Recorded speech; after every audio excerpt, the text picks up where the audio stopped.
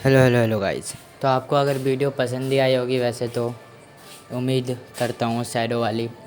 And माफ़ कर दीजिएगा बाकी जो टाइम पे मैंने बोला था वीडियो अपलोड हो जाएगी पर वो नहीं हो पाई क्योंकि थोड़ा बिजी हो गया था। स्टडी विस्टडी करना होता है ना, इसलिए टाइम पे सॉरी अपलोड नहीं कर पाया। तो आप माफ़ कर दीजिएगा, इसके लिए सॉरी। और चलिए फिर जय महाकाल।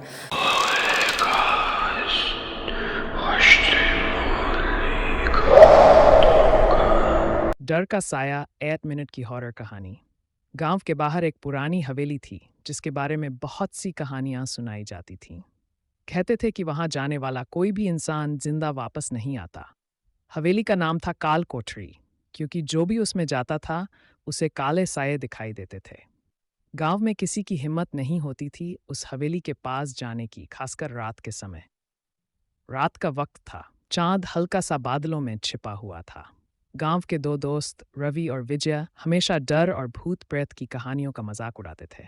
एक दिन दोनों ने नशे में ये शर्त लगा ली कि वे हवेली के अंदर जाकर पूरे गांव को दिखा देंगे कि वहां कुछ भी डरावना नहीं है।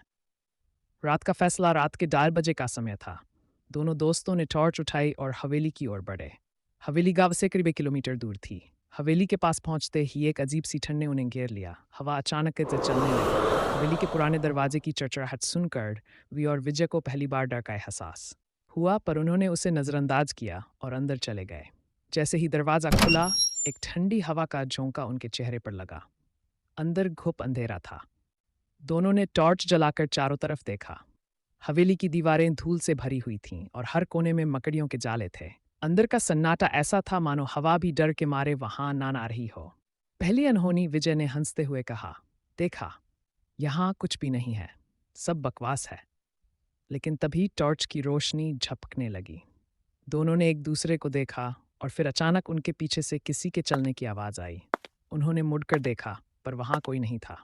रवि ने घबराते हुए कहा, तूने सुना वो आवाज? विजय ने नकारते हुए कहा, छोड़ यार, ये सब दिमाग का खेल है। अभी वे बात कर ही रहे थे कि दरवाजा अपने आप जोर से बंद हो गया। दोनों दोस्त बुरी तरह से घबरा गए। दरवाजा खोलने की कोशिश की, पर वह जैसे किसी अदृश्य ताकत से बंद हो चुका था। मौत का खेल। तभी दीवार पर एक परछाई उभरने लगी। ये परछाई एक आदमी की थी, पर उसका चेहरा किसी इंसान जैसा नहीं था। उसकी आंखें जलती हुई लाल थीं और उसके लंबे नुकीले नाखून फर्श को खरोंच रहे थे। रवि और विजय के शरीर जैसे सुन्न हो गए। उनकी सांसें तेज चलने लगीं। विजय ने डरते हुए पूछा, तू कौन है? परछाई धीरे धीरे उनके करीब आने लगी, और जब वह उनके बिल्कुल पास पहुंची तो हवा में एक आवाज गूंजी, जो यहाँ आता है वो वापस नहीं जाता। रवि ने अपने पूरे शरीर की ताकत जुटाकर दरवाजे की ओर भागने की कोशिश की, पर जैसे ही उसने कदम बढ़ाया उसका पैर किसी चीज से उलझ गया। उसने नीचे देखा तो देखा कि एक हाथ उसके पैर को पकड़े हुए है, एक सरा गला, कंकाल जैसा हाथ। रवि ने चीखते हुए विजय से मदद मांगी, विजय, मुझे बचा। पर विजय अब खुद बेहोश होने के कगार पर था। उसने रवि की तरफ हाथ बढ़ाया, पर तभी वह साया रवि की तरफ झपटा और उसकी आंखों के सामने सब अंधेरा हो गया। आखिरी चीख जब रवि की आंखें खुलीं तो वह हवेली के एक छोटे कमरे में था। चारों तरफ काले पर्दे लटके हुए थे। हवा में सरांत भरी थी। उसकी गर्दन जकड़ी हुई थी। उसने उठने की कोशिश की, पर उसका शरीर किसी अदृश्य बंधन में जकड़ा हुआ था। तभी दरवाजे पर एक छाया दिखाई दी। ये वही साया था, पर अब उसकी शक्ल और भी भयानक हो चुकी थी। उसकी आंखों से खून टपक रहा था और उसकी खामोश हंसी पूरे कमरे में गूंज रही थी। उसने कहा, अब तू मेरा है, यहां से कभी नहीं जा पाएगा। रवि की चीखें हवेली की दीवारों में गूंज उठीं, लेकिन कोई सुनने वाला नहीं था। सन्नाटा सुबह होने पर गांव वालों ने देखा कि रवि और विजय दोनों गायब हैं।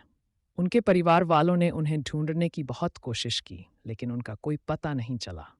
कई दिनों बाद गांव के एक बुजुर्ग ने हवेली के बाहर कुछ अजीब सा देखा। रवि और विजय के नाम वहां की दीवारों पर खून से लिखे हुए थे। अब हवेली की कहानियों में एक और नाम जुड़ चुका था। गांव वालों ने हवेली के पास जाना पूरी तरह से छोड़ दिया था, क्योंकि कहते थे कि हवेली अब भी रात के अंधेरे में चीखों से गूंज उठती है, और कोई भी जो हवेली में जाता है वह सदा के लिए वहां का हिस्सा बन जाता है।